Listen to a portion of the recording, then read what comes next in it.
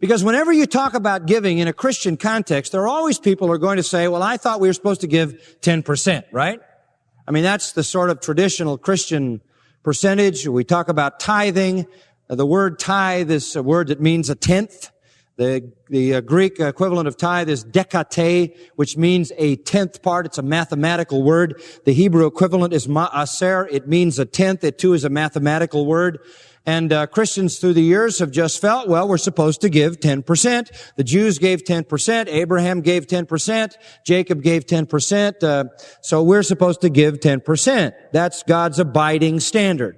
And that doesn't fit into here. There's no 10% in chapters 8 and 9. There's no 10% with regard to the Macedonians. They gave what they could give.